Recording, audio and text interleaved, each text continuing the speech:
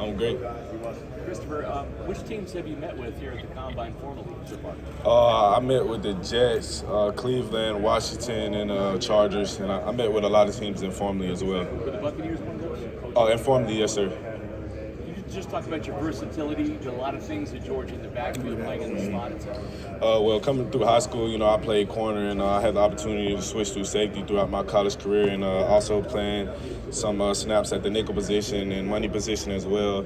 And like I said, even having snaps at corner in practice, UGA really helped me build my versatility. Me having so many great coaches, Coach Tucker, Coach Brown, Coach Muschamp, Coach Smart, they really helped me build my versatility, and they always explain how they can increase my value when I get to this point in my career. Chris, what do you know about the Buffalo Bills? I know they got a great organization. They got a lot of great players, a lot of great DBs as well.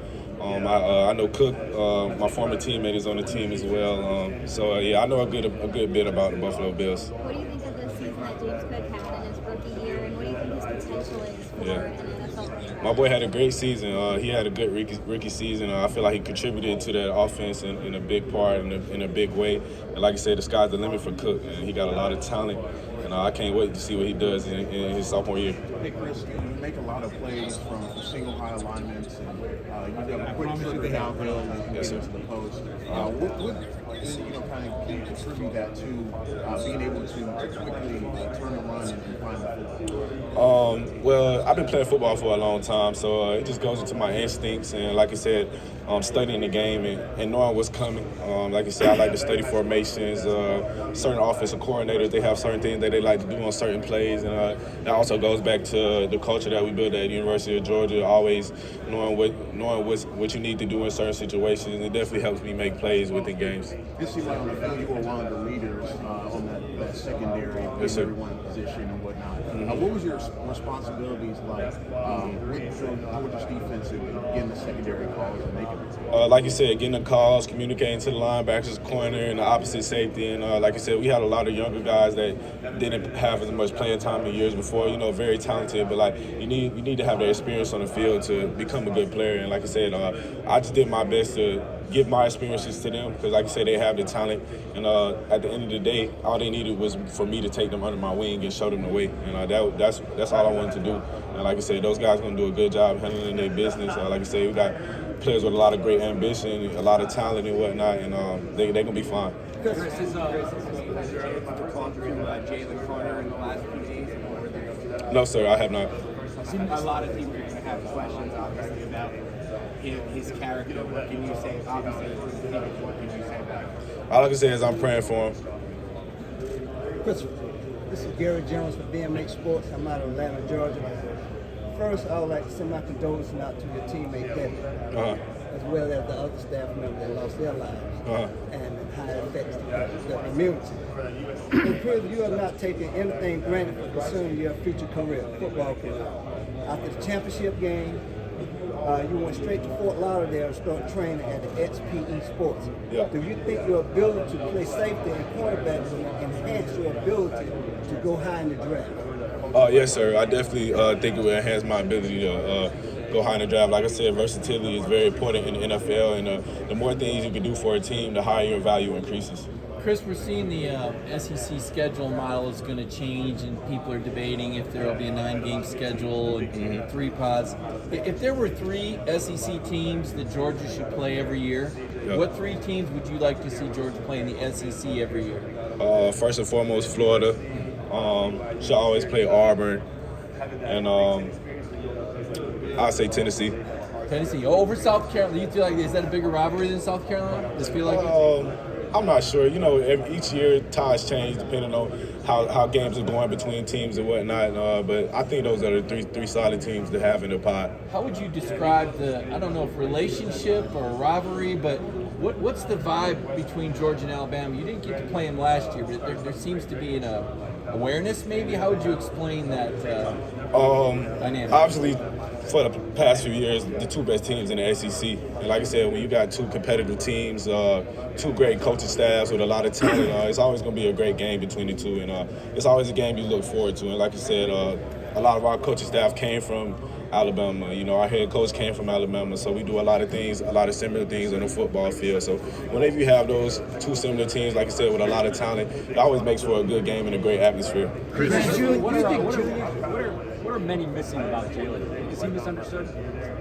No comment. Like I said, I'm praying for him and everybody involved in that situation that he's in right now. But like I said, I'm just praying for him. Do you think juniors who maybe in the past would have considered coming out will become more tempted, late round projections, will be more tempted to stay in with NIL now, play things out, maybe increase their stock? It just all depends on what you feel personally. Like I said, if you have the dream of always pursuing the NFL, I feel like personally that's an opportunity you can't miss. No matter junior, senior, fifth year, or whatever. Like I said, the NIL is definitely changing the college football landscape, but it all just depends on your preference personally. Chris, how do you try to process the crash and then almost like part of the yesterday? No comment. Chris, the Falcons have shown interest in you. How would you gauge that level of interest against other teams? I can't really tell right now. Like you said, I'm just trying to enjoy the process and going through this process, interviewing with teams, and just try to show how what I am as a player, what I bring to the table for an organization. You said you had a formal interview with Washington? Yes, sir. What stood out about that, if anything? Like I said, I had the opportunity to meet the head coach and a lot of people in the front office. And like I said, you can tell they're all good guys and they know ball and what they're talking about, and they're trying to really, really build their organization into something special. Chris, you could have come out last year. What do you think going back to Georgia did for you? It did a lot for me. Like you said, it helped me build my leadership skills. First and foremost, I had the opportunity to become better as a man and better as a player, and I had the opportunity to do some special things at UGA. I was able to become an All-American, which is one of my lifelong dreams. Go back-to-back national championships, win the ACC championship for the first time. You know, that had eluded me before. So, like I said, I was able to accomplish a lot of things and become better in a lot of facets of my life. Is your pendant a championship ring? Is that what you're wearing? No, it's not a championship ring. So, my nickname is kind of Soldier. It's like a soldier hat. So if you look on the back, it says it got soldier inscripted on the back. So it's just to commemorate what I go by to certain people. Where did that nickname come? Where did Soldier Chris come from? It just started out as an Instagram name for me. Like I said, it was a certain mentality that I want to have on the field, like soldier, like just going to war with my brothers. And some of my friends, some of my close friends started calling me it at first, and then it trickled down to coaches and fans and whatnot. And like I said, it took on a life of its own. So yeah, that's basically where it came from. Chris, you mentioned the championships. What's it like to be back in Indianapolis where y'all won the first one? Oh yeah, when we first walked in here, I said there's a lot of great memories in here. Like I said, it brings back a lot of nostalgia being here, like when you won your first championship. And like I said, I had a great memory here. Definitely being here this time is a different kind of process. You know, you're not here with your team and whatnot, but definitely bringing back a lot of memories. This place gave me one of the most special moments of my life, and I'm forever grateful for that. From an on-field standpoint, where do you feel like you improved the most spending another year at Georgia? Just my ability to process the game at the end of the day.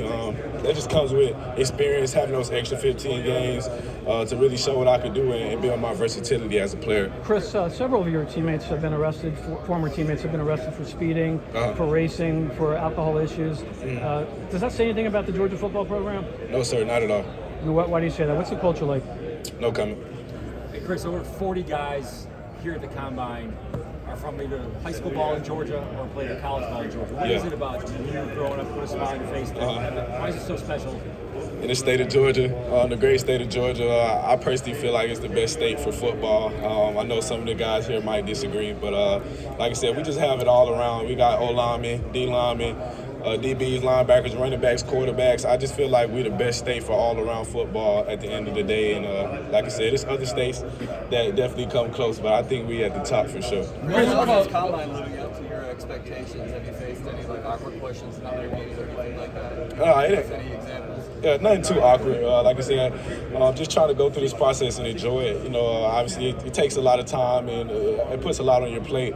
But at the end of the day, that's what you're here for, and you only get this opportunity once. And at the end of the day, I'm gonna cherish it and enjoy it. Chris told a story about his welcome moment, getting his nose broken by Solomon Kinley. And said Nolan? Yeah, he was talking about getting his nose broke. You were probably there for that. What was your moment? Do you remember your my welcome moments? And who delivered it? I guess. Actually, I would say Matt Landers. He's here at the combine. He ended up transferring to Arkansas. And like I said, when I first got there, I was at corner, and he was just giving me the business like every practice, like it's deep ball after deep ball after deep ball. And that's when I first kind of noticed, like, I have some work cut out for me. Like you said, Matt, obviously a tremendous athlete, a tremendous receiver. That's why he's here right now. And like I said, he definitely gave me that wake-up call when I first got to the University of Georgia. Chris, in your postseason training, Yep. what physical things and what technique things did you decide to focus on?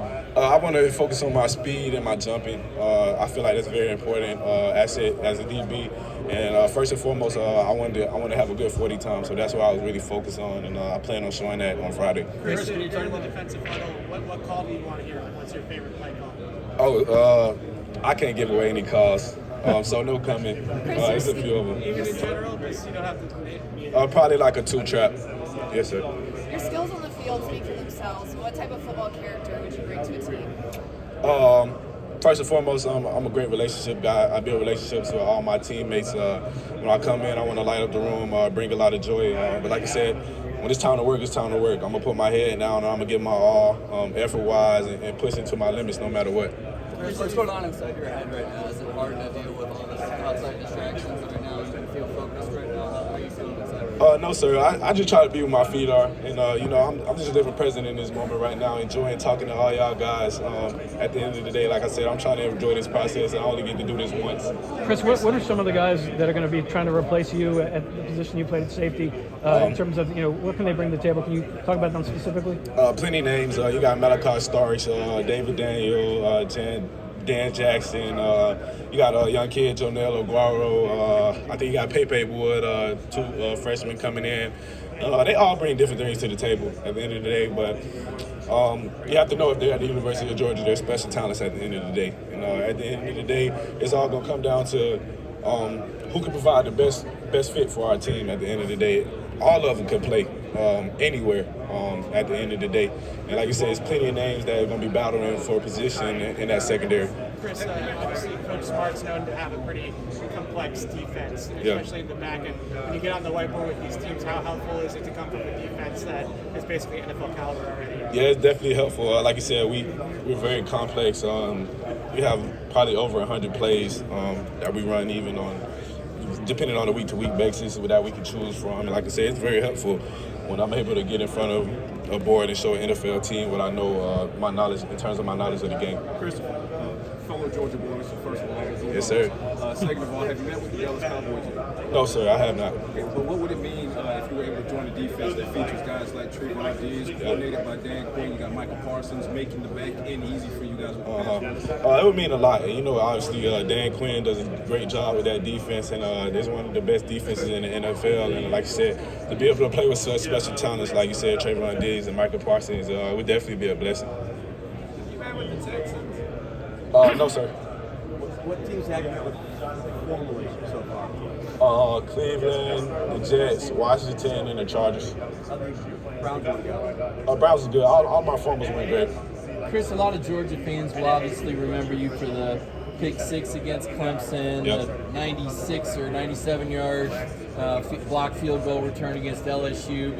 But are there any games that mean more to you? I mean, those were obviously big moments, but are there any games you take away, special moments over your career at Georgia, outside of those 2 moments? Obviously, the first national championship I was able to win. Now, like I said, that was one of the best moments of my life. Just knowing that all the hard work that we put in to be able to get to that point, to see it finally play off. And like I said, we came close so many times before that. And for us to finally get to the top of the mountain, like I said, it was a very special moment for me, for sure. Do you have a favorite Kirby practice memory, practice story from something you were involved in? I remember one time we was in practice, and he was talking about the amount of interceptions that he had. And he was like, "Oh, I got 15 interceptions." Like, you only got 6. Like, I was like, "Dang, man!" Like, but I couldn't argue with him, man. Kirby was a great player as well. That's probably one of my favorite practice moments from him, because he's one of those guys. Like, he like to push the button sometimes. And, it shows you how competitive he is as a coach, and it's why he's a great coach at the end of the day. Chris, if you were going to turn on the tape to show NFL teams your skill set, which one particular game would you show? I would probably say the Oregon game, the first game of the season this year. I was able to make a lot of big plays in a lot of different ways, TFLs, interceptions, PBUs, big hits, and whatnot. I'd probably say the Oregon game. Christopher, I'm not sure if you've answered this already, but what NFL player have you most modeled your game after? Who did you look up to when you were coming up? It's a lot of players that I looked up to.